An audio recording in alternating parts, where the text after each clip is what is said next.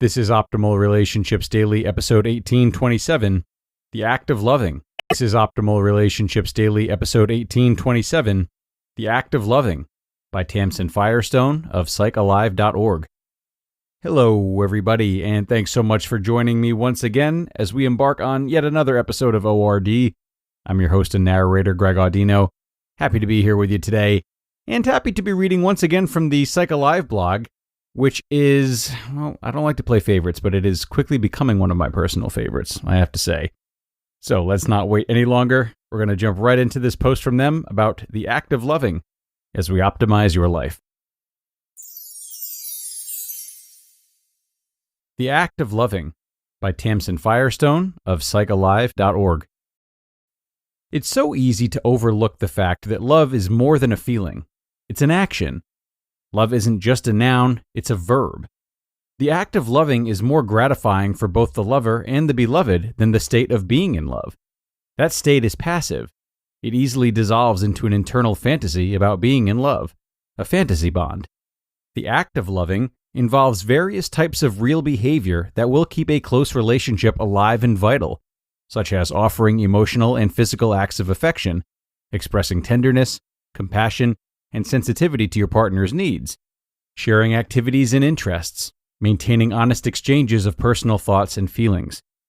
We often make the mistake of regarding love as an instinct or an innate ability. We expect that loving should be second nature, like breathing. But like any other action, love is a skill that can be learned and developed.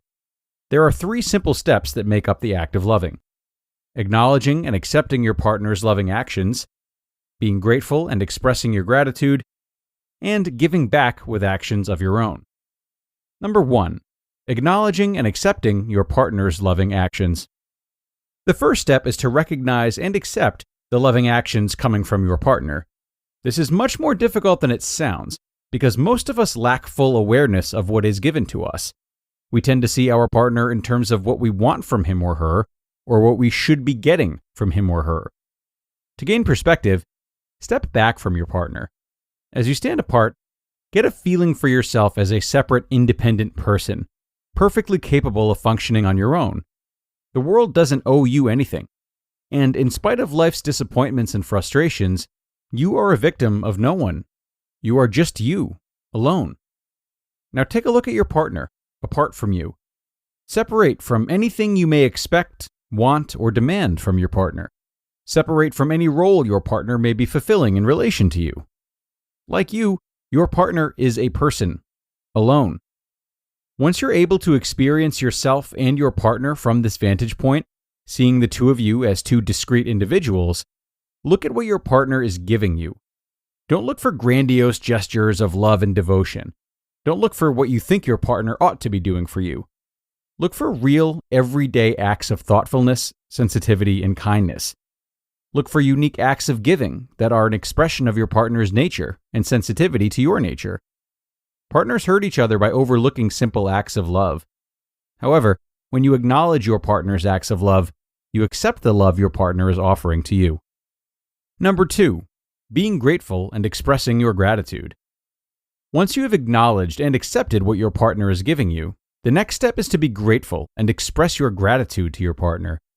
But don't rely on the occasional extravagant or effusive expression of gratitude. Instead, express your gratitude to your partner whenever you experience tender feelings of thankfulness because he or she has extended kindness, sensitivity, or generosity to you. And number 3, giving back with actions of your own. Once you have acknowledged, accepted, felt gratitude, and expressed your gratitude for what your partner is giving you, the final step is to give back to your partner. But giving back to your partner is about being attuned to your partner as a person, separate from you and your relationship. Giving back to your partner involves, first of all, your awareness that you two are different people with your own individual traits, interests, and desires. And it is this awareness that attunes you to what your partner personally wants and needs. Therefore, the final step is the act of responding to your partner's personal needs with actions that are highly sensitive. Because this personal level of giving is such a profound expression of yourself, the more wholeheartedly you give back to your partner, the more fully you realize who you are. Expressing your love in this manner enriches both your lives.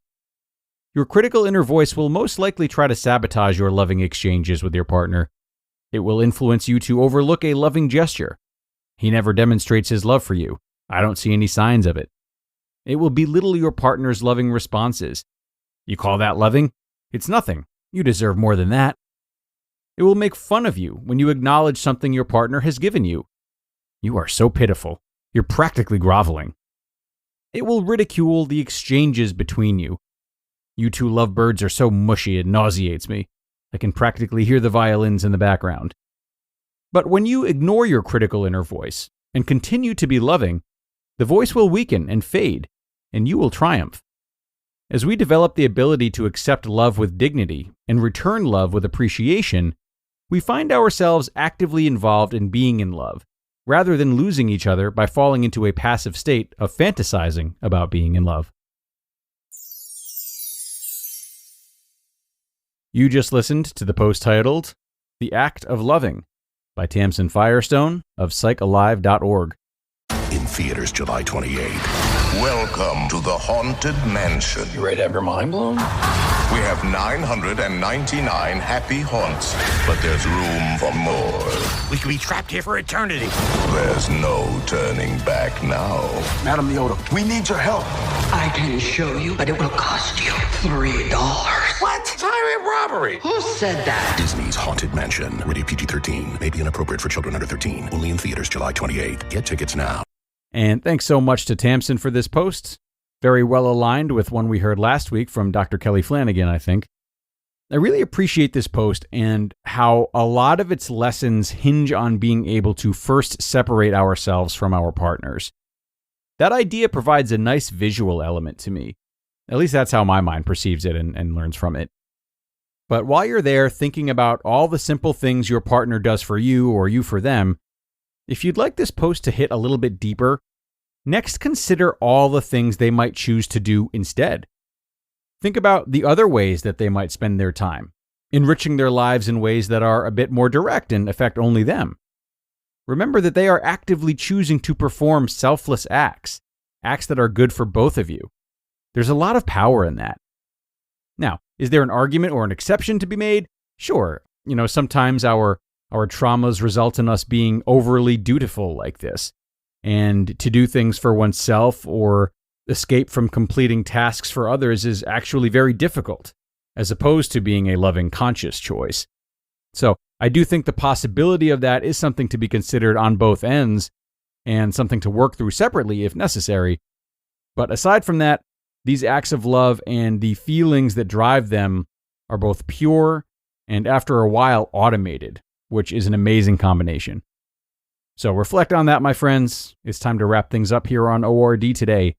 But as always, I thank you for coming. I appreciate your time, and I hope to see you again tomorrow for more ORD, where your optimal life awaits.